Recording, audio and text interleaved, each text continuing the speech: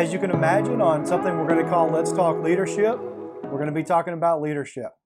But what do we mean when we say leadership? I mean, if you pick up a dictionary and you look it up, you're going to get several different definitions. You're going to be talking about a position of authority, or you're going to be talking about a group of people who are in charge of an organization, the leadership of the company, if you will. You might pick up a book by a scholar who talks about leadership as a field of study or research, which is very popular in our day and still a very emerging field of study. But then you might come across leadership and find that some people talk about it as a behavior. And that's really where we're going to focus on when it comes to leadership, is the leadership behavior that comes out of the relationship that a leader has with their followers.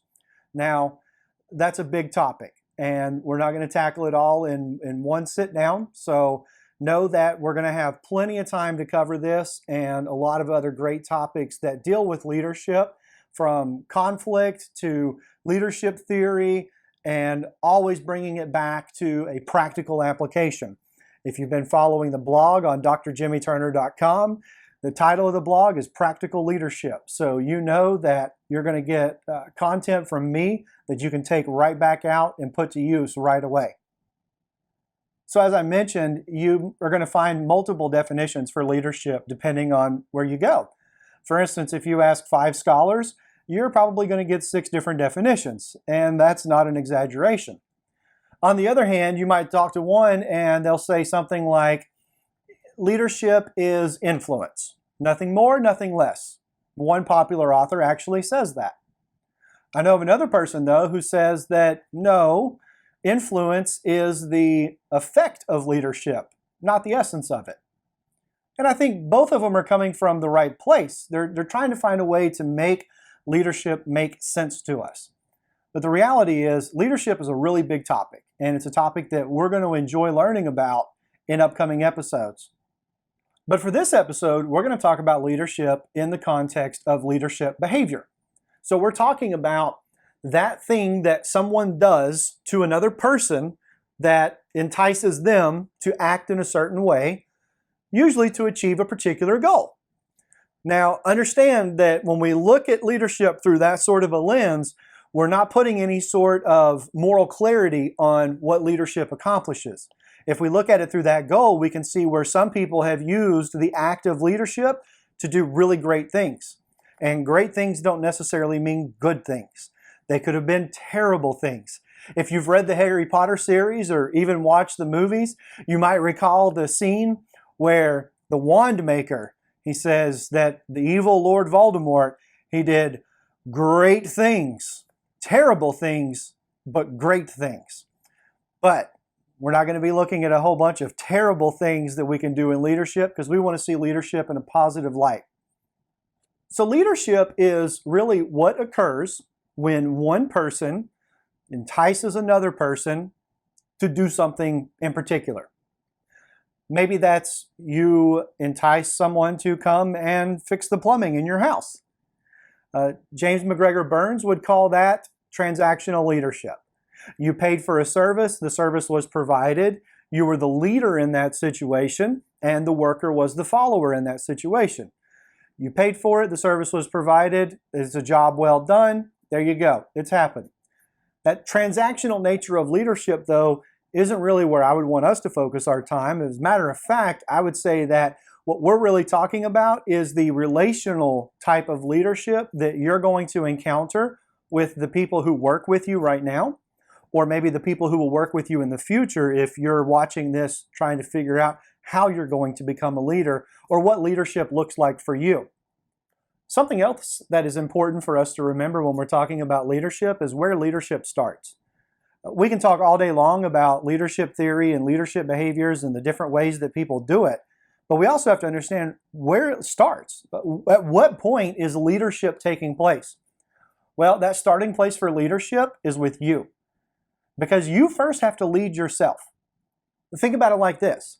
If you can't convince yourself to do something, how are you going to convince other people to do it? And I'm not talking about in some sort of nefarious, manipulative way. I'm just talking about in general. If you can't convince yourself that you have to get up by a certain time in the morning, or that you need to brush your teeth every day, or that you need to put socks on with your shoes, for those of us who still do that, whatever it is, if you can't talk yourself into it, how are you going to start talking someone else into doing something that might not necessarily be something where they see the advantage of it? I see a lot of advantages in brushing my teeth and putting on socks, but for somebody who doesn't, what am I going to do about it?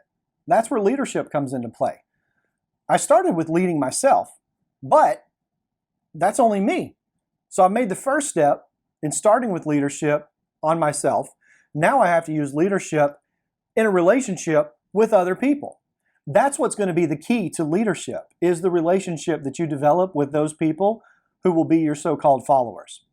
They are not going to follow you blindly if they don't have some buy-in in who you are or what you see as a vision. And so that's something else that we have to talk about in leadership, is the vision.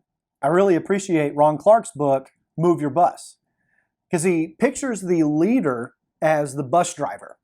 And all the followers are people who are sitting in the bus, and it's sort of like a Flintstones car, where their feet are what make the bus move. And so the leader is sitting in the front of the bus in the driver's seat, and they have only a few controls: direction and braking. Other than that, how fast they go and how efficiently they get there, how smooth the ride is, how consistent it is all dependent upon the people in the back of the bus. And then he goes on to classify those people as runners and joggers and walkers and riders. But it's important to realize, though, that regardless of how they might be classified or what you think of them, they're the ones who are going to get you where you're going. But if you're not giving them the right direction and you're not taking your foot off the brake to let it happen, well, you're not going to get there. So it's your job as a leader to cast vision, to make sure that people know where it is they're trying to get. That's why when we talk about leadership as a behavior, to get someone to do something, well, why are they trying to do that? What are you hoping that they accomplish when they do that?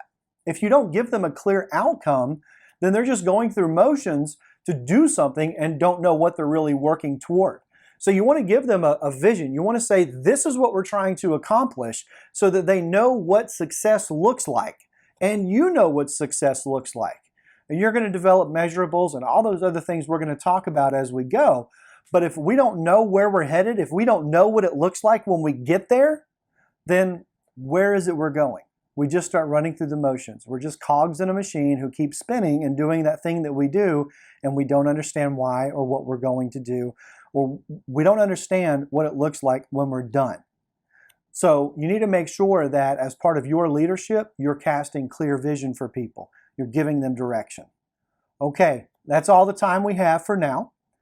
Thank you so much for sticking with me. Thank you for taking the time to watch this episode of Let's Talk Leadership. I also want to say thank you to the people who have started sending me questions about leadership.